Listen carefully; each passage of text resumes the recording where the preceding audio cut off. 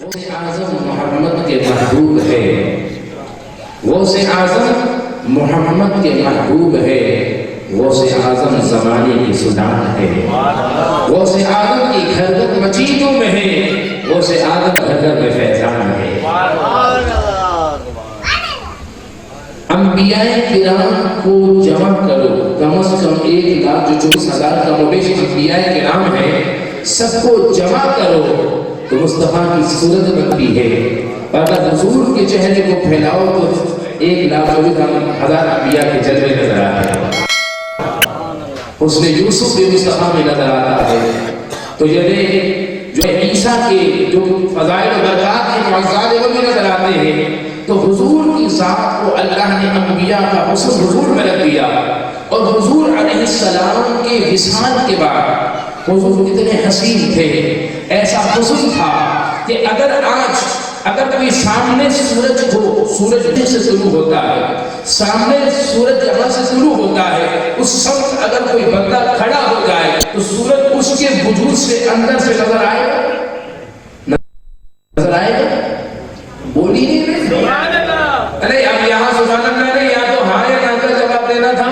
بھئی سورج یہاں سے نظر آتا ہے، آپ سورج کو دیکھ رہے ہیں، یہاں سامنے کوئی بندہ کھڑا ہو جائے تو سورج نظر آئے گا، نہیں آئے گا۔ جھکنے کیا ہے بدبخت کے حضور ہم جیسے ہیں، ارے کوئی بھی بندہ کھڑا ہو تو ایسا اس کا جسم ہے، اس جسم کی کثافت کی وجہ سے حضور کے جو ہے وہ بندے کو اس سامنے اگر بندہ ہو اس کے اس وجود کے اندر سے سورج نظر نہیں آتا، مگر حضور کھڑے ہو جائیں اس نور کے اندر سے آپ کو وہ نور نظر آ جائے۔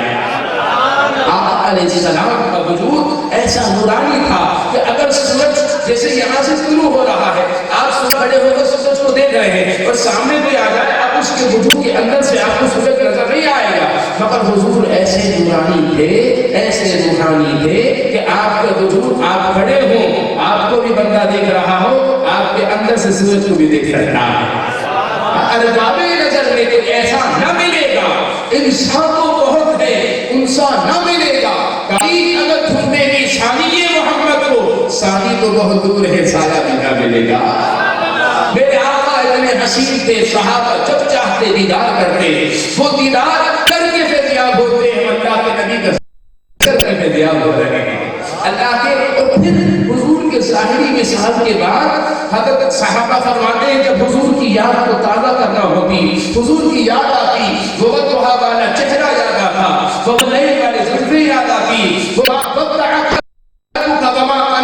شخصیت یاد آتی، وہ حضرت وادی ولن آخرت خیر لک من الاولی والے مقام و مرتبہ والے یاد آتے، حضور یاد آتے، تو صحابہ کیا کرتے بولے سبحان اللہ بتا ٹھنڈی سبحان اللہ، ارے ہاں بات کر بولو سبحان اللہ، سردی لگ رہی ہے، عشق کی گرمی بڑھاؤ، ارے عشق کی راہ میں آؤ تو خدا ملتا ہے، اپنی ہستی کو مٹھاؤ تو خدا ملتا ہے، تیرے الفت پہ تصدق، تیرے یادوں پہ نثار، خود کو عشق میں جلاؤ تو خدا ملتا ہے۔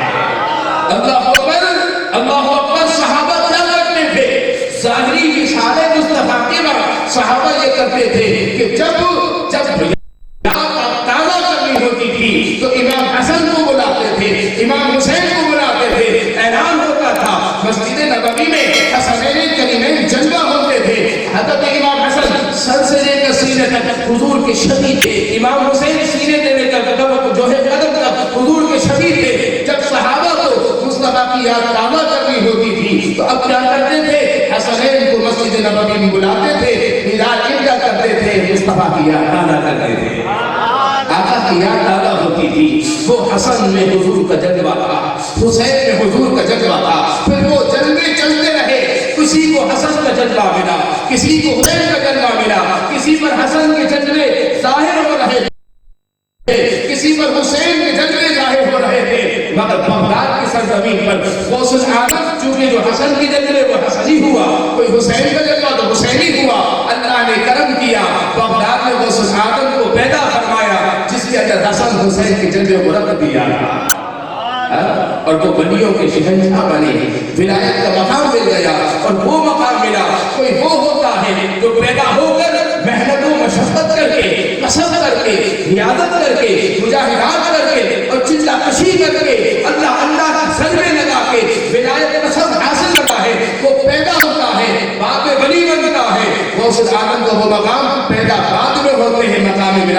میں عطا فرما دیتا. ٹھنڈی سبحان اللہ، تھوڑی آواز بلند ہو، مسکراہٹ کے ساتھ آواز بلند ہو. اور قرآن نے کیا فرمایا؟ چونکہ مجھے مختصر سا بولنا ہے، چونکہ ٹائم زیادہ ہو گیا ہے، اور انہیں بھائی ناراض نہ ہو اس لیے بھی بولنا ہے، اور آپ ناراض نہ ہو اس لیے کم بولنا ہے نا. سر ہلا دیا کہ زیادہ بولنا مت، ورنہ پھر مولانا تم بیٹھے رہو گے، پھر ایسا ہی ہوگا ہم نظر نہیں آئیں گے. اللہ اکبر. غوث اعظم محبوب سبحانی وعلیکم السلام ورحمۃ اللہ. جب تک بیٹے نہ تھے کوئی پوچھتا نہ تھا، آقا نے خرید کا نوٹ کر دیا. اللہ اکبر. یہ عزت ہے کہ مصطفیٰ کے صدقے ہے، اللہ تعالیٰ کی محبت کی وجہ سے. تو قرآن نے بڑی پیاری بات کہی، الا ان اولیاء اللہ لا خوف علیہم ولا هم یحزنون. خبردار، اللہ کے ولیوں کو نہ خوف ہوتا ہے نہ غم ہوتا ہے. اگر ہم اس حوالے سے قرآن پاک کا جو قرآن پاک پڑھتا ہے، ہمارے پڑھتے کہاں ہیں؟ شادی میں بچی کے سر پر رکھ دیا اور مرنے کے بعد پیجے میں پڑھ لیا، اس کے بعد ختم ہوا. قرآن کا اصل مقصد جو تھا وہ فوت ہو گیا. جدید گواہی میں آ گیا، آج طالبان کا حاوی ہو رہا ہے. یہ کیوں ہو رہا ہے؟ ہمارا ایمان کمزور ہو رہا ہے. اور قرآن علامہ اقبال نے کہا، بن کر سے قرآن تم نے چھوڑا نہ ہوتا، یہ زمانے نے دکھایا نہ ہوتا. وہ زمانے میں معزز تھے، اسے نہ ہو کر تم خوار ہوتا، لیکن قرآن ہو کر قرآن چھوڑ دیا. اس لیے گواہی میں آ گئے ہیں. ورنہ جو قرآن کو اگر آج ہم تھام لے تو انشاءاللہ نہ ظالمان کچھ کر سکتا ہے نہ طالبان کچھ کر سکتا ہے. اللہ ہمارے اندر وہ ایمان کا نور پیدا فرما دے. آمین کہیے. وہ قرآن کا جذبہ عطا فرمائے. آمین کہیے. اللہ اکبر. قرآن کے اندر آپ دیکھیں تو احکامات بھی ملتے ہیں، عوامر بھی ملتے ہیں، تو نواہی بھی ملتے ہیں.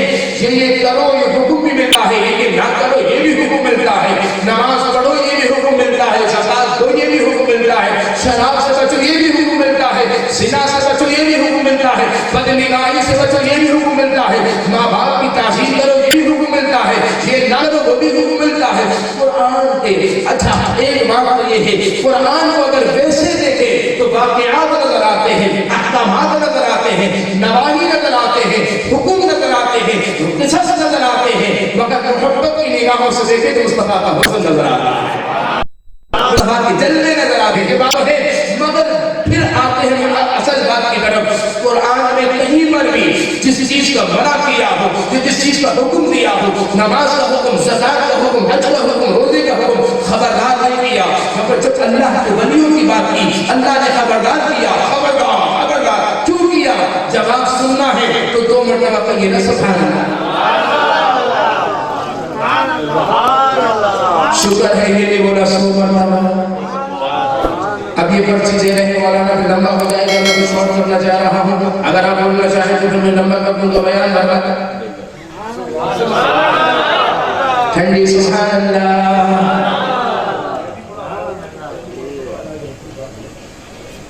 اللہ خبردار، اللہ علیم ہے، اللہ حکیم ہے. اس کا ہر حکم حکمت سے خالی نہیں. اللہ اکبر، اللہ اکبر، اللہ اکبر. اللہ کا حکم، اللہ کا فرمان حکمت سے خالی نہیں ہے. اللہ کا فرمان حکمت سے خالی نہیں ہے. اب ایسے موقع پر یہ ہے کہ اللہ نے خبردار فرمایا. کیوں؟ اصل وجہ یہ ہے. سبحان اللہ، سبحان اللہ. حاجی صاحب، حاجی صاحب، نات خان صاحب، خود تو بلوا رہے ہیں. تمہارا ہمارا مسئلہ ہے، وہ بھی لے لے. اللہ اکبر. خبردار، خبردار. اللہ اپنے ولی کا ذکر باتیں کر رہا ہے، پہلے خبردار کر رہا ہے. اصل وجہ یہ ہے ولی وہ ہے کہ بحیثیت جو نبی ہوتا ہے اس کو اپنی نبوت کا اعلان کرنا ضروری ہے، اور اس کی تصدیق کے لیے، اس کی صداقت کے لیے معجزہ دکھانا اس پر ذمہ داری ہے. اگر وہ اعلان کرے گا اس کے بعد لوگ آبجیکشن کریں گے نبی ہو تو معجزہ دکھاؤ، معجزہ دکھائے گا. مگر ولی کے لیے ضروری نہیں کہ وہ اپنی ولایت کا اعلان کرے تو ولی خدمت نشین ہوگا، جذبت نشین کبھی ہوگا کبھی نہیں ہوگا. ولی آپ اور ہم کے درمیان میں ہوگا. آپ میں سے کون کسی ولی ہے مجھے نہیں پتا، آپ کو نہیں پتا کہ ہم میں سے کوئی ولی نہیں پتا.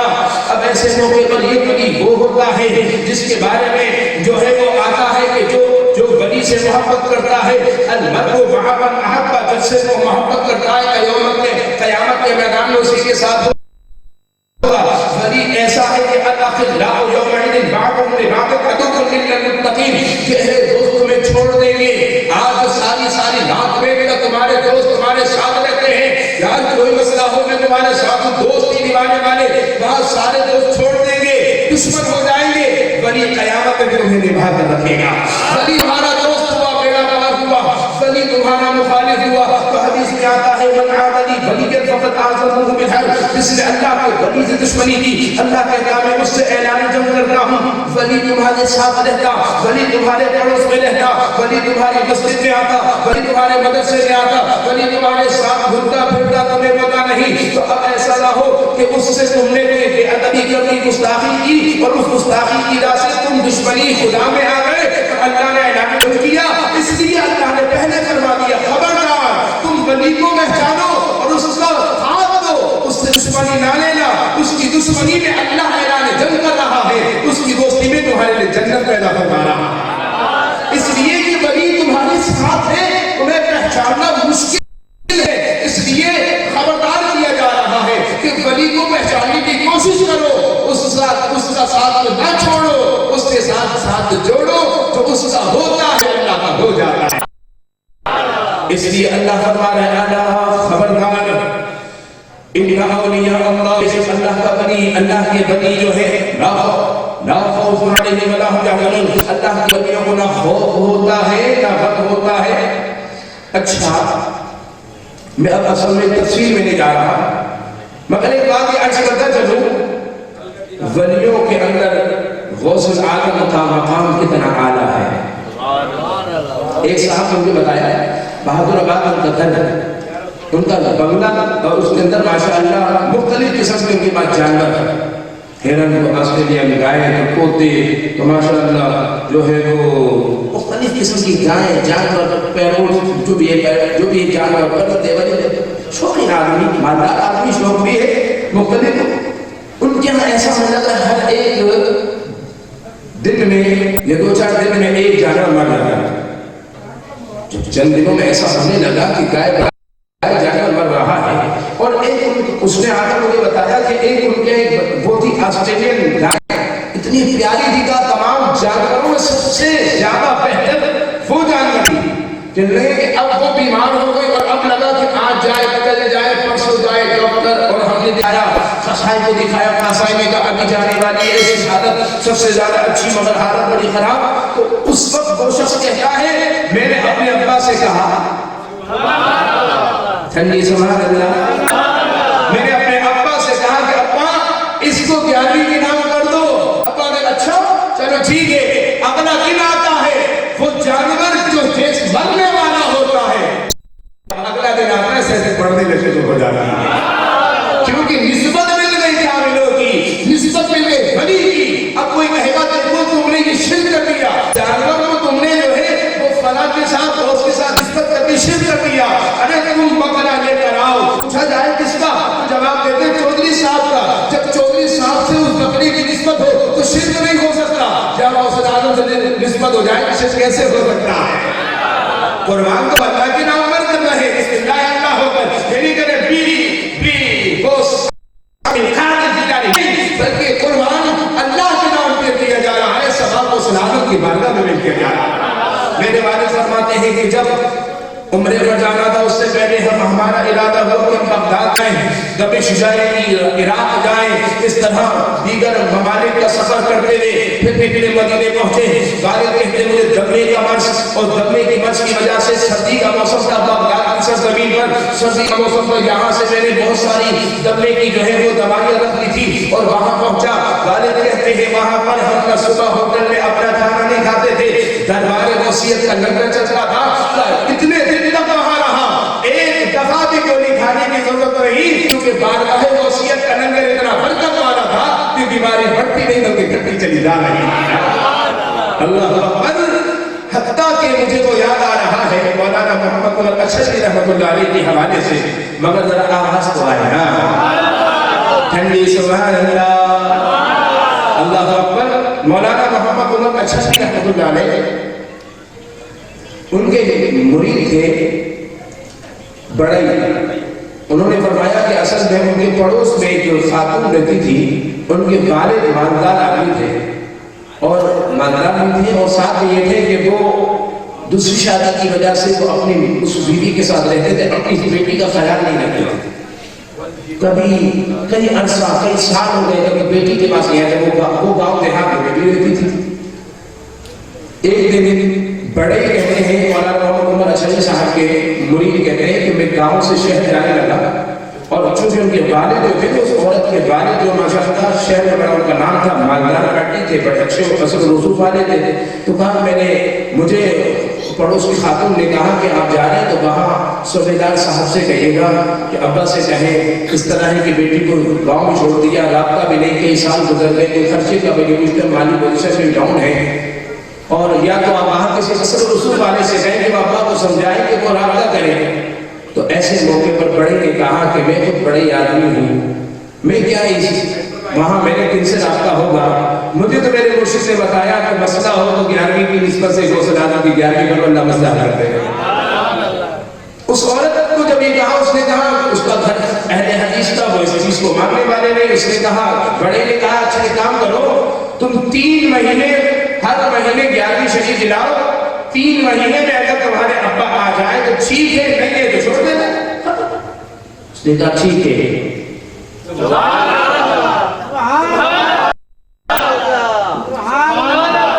آخر والے تیسرا مہینہ، اب وہ پہلا مہینہ اس نے کہا ٹھیک ہے میں 11ویں کروں گی، 11ویں کی رات آئی، اس نے سالن وغیرہ گھر میں بنایا، تندور سے روٹی منگوائی، روٹی منگوانے کے بعد اس نے فاتحہ وغیرہ بڑی بات ہے وہ سیت میں وہ ثواب پہنچا کر بانٹ دیا۔ معاملہ ہوا، 1 مہینہ گزر گیا، دوسرا مہینہ آیا، دوسرا مہینہ بھی اسی طرح کیا، مگر کوئی جواب نہیں۔ تیسرا مہینہ آیا، تیسرا مہینہ رات کی 11ویں کی اس نے روٹی وغیرہ منگوائی، وہ سالن وغیرہ بنائے، 11ویں کی 11ویں کر کر اب 3 مہینے گزر گئے اور اب تک ابا کی طرف سے اب بھی کچھ بھی نہیں آیا۔ صبح ہوئی، صبح کروانے میں اس طرح وہ عورت کہتی ہے، مولانا محمد عمر اچھلی صاحب نے بھی بتایا، فرمایا کہ عورت نے جب دروازہ کھولا تو باپ کھڑا تھا، ابا کیسے آپ آ گئے، کیسے آپ آ گئے؟ کہا بیٹا 3 مہینے سے تجھ سے ملنے کا دل چاہ رہا تھا، آج میں آ ہی گیا۔ بیٹھے اور بیٹھنے کے بعد خیال حالات پوچھے، وہ تو کئی سالوں سے نہیں آئے، آج آئے ہیں، اور حالات پوچھے، جاتے وقت 10,000 یا 25,000 دیا، فرمایا بیٹا پریشان نہ ہو، انشاءاللہ پھر میں آتا رہوں گا۔ اور اس کے بعد فرماتے ہیں کہ اس کے بعد جو ہے پھر وہ انہوں نے ہمیشہ پیاری کر لی۔ پتہ چلا کہ جب کوئی اللہ کے پیارے دوست کی نسبت سے اپنے مقصد کو ذہن میں رکھ کر پیاری کرتا ہے، پیاری والے سے جو ہے وہ مدد مانگتا ہے، اللہ کی عطا سے وہ مدد کرتے ہیں، اللہ تعالیٰ سے اس مسئلے کو حل فرما دیتا ہے۔ اللہ ایک ہے عام بندے کے قبر پر جانا، ایک ہے غنیوں کے مزار پر جانا، دونوں میں فرق ہے۔ ارے عام بندوں کے قبروں پر جاتا ہے، وہاں فاتحہ پڑھتا ہے، وہاں دعا کرتا ہے، اظہار ثواب پڑھتا ہے، وہ فیض دے کر آتا ہے، اور جب وہی بندہ غنیوں کے دربار میں جاتا ہے تو فیض دے کر آتا ہے۔ جب عید الداتا کے دربار میں جب گنج بخش جو حضرت خواجہ غریب نواز گئے تو جا کر آپ نے کیا اشعار پڑھے، کیا خوب اشعار تھے کہ یہ داتا کو ایسا نہ سمجھنا کہ خالی ہے، بلکہ گنج بخش فیض عالم مظہر نور خدا نام سارا پینے کامل کاملانہ رہنما ہے۔ ارے خزانہ بانٹنے والے ہیں گنج بخش، فیض عالم، عالم کو فیض دینے والے ہیں، مظہر نور خدا، خدا کے نور کے مظہر ہے، ناقصوں کے پیر کامل، ناقصوں کے پیر کامل ہے، اور کاملوں کی رہنمائی کرنے والے یہ داتا ہے۔ کوئی کہا مولانا یہ دیکھو شرک کر دیا تم نے کہا ولی کے دربار میں جاؤ اور ولی سے مانگو، ولی جو ہے وہ مظہر خدا ہے، تو تم نے کہا خدا کا مظہر ہے تو تم نے خدا کا شریک ٹھہرا دیا۔ تو میں ایک آخری مثال دے کر بات ختم کرتا ہوں، اب تو بول دو، اب دیکھو کتنی تگڑی سبحان اللہ کی آواز ہے۔ جب کہا کہ آخری بات تو آپ کے دل میں خوشی کے جذبات پھوٹ پڑے اور زبان سے دل صاف کا نکل پڑا، اور یہ جذبات جب آپ کے ابھر گئے تو ہمارا دل چاہا کہ اب یہ بھی تھوڑا بڑھ جائے۔ اب آپ ٹینشن میں آ گئے کہ مولانا اب ہلکی سبحان اللہ بولے کہ بندہ مولانا اور کھینچ دے گے. ارے مسئلہ یہ ہے کہ اگر ہم ولیوں کی شان اور عظمت اور رفعت اور مقام اور مرتبہ اور کی کرامات اور کی کمالات اور کی فضائل اور مناقبات کا تذکرہ کرتے ہیں تو شرک کر رہے ہو, تم نے شرک کر دیا. ارے بھائی سورج ہوتا ہے, مگر اگر کوئی سورج کی روشنی زمین پر اگر کوئی آئینہ رکھتا ہے, آئینہ صاف ہوتا ہے تو سورج کی روشنی کو عکس کرتا ہے اپنے میں, اور وہ روشنی آپ نے دیکھا آئینے میں وہ روشنی آتی ہے, ہزار آئینے نیچے رکھ لیے جائے تو سورج کی روشنی کو لیتے ہیں اور وہ روشنی اس پہ سے عکس ہوتی ہے. وہ آپ دیکھا وہ شرارت کرتے ہوئے آئینے کو دیکھا کرتے کیا ہوا, وہ سورج کی روشنی میں آپ چنری آ رہی ہے, یہاں بھی چنری آ رہی ہے, تو عکس کو لیا جا رہا ہے. اب یہ نہیں کہ سورج آ گیا, یہ سورج بن گیا, یہ جو ہے سورج آئینہ بن گیا, سورج رہا, آئینہ رہا, اس کا عکس اس کا جو ہے اس کی شعاعوں کا ظہور اس میں ہوا اور اس کے ذریعے سے ظاہر ہوا, تو وہ جو عکس جو ہے وہ ظاہر ہو رہا ہے. سورج آئینہ نہیں بنا, آئینہ سورج نہیں بنا, بلکہ آئینہ سورج کا مظہر بنا, اور مظہر بننے کے بعد اس کا وہ روشنی ٹرانسفر ہو رہا ہے. ولی ہوتا ہے, ولی خدا نہیں ہوتا, خدا ولی نہیں ہوتا. خدا ولی اس حوالے سے ہوتا ہے کہ خدا کا جو ہے ولی کا معنی مددگار اس حوالے سے, مگر خدا بندہ نہیں ہوتا, بندہ خدا نہیں ہوتا. خدا اپنے جلووں کو ان میں جو ہے وہ ڈالتا ہے اور وہ جلوے ان میں نظر آتے ہیں. اس طرح آئینے میں سورج کے جلوے نظر آتے ہیں, ولی کے اندر خدا کے جلوے نظر آتے ہیں. اب گندا کوئی بے داغ گندا آئینہ رکھ دیا جائے تو وہ عکس لے نہیں سکتا, تو عکس دے گا کیسے, شعاع دے گا کیسے, روشنی دے گا کیسے؟ تو جس نے اگر کوئی اپنے وہاں پر گندا آئینہ رکھ دیا وہ پھر بے نور رہا, جس نے سینہ اچھا آئینہ رکھ دیا تو وہ نور لے رہا ہے. تو ولی اللہ سے لیتا ہے, اللہ کے ملک میں دیتا چلا جاتا ہے.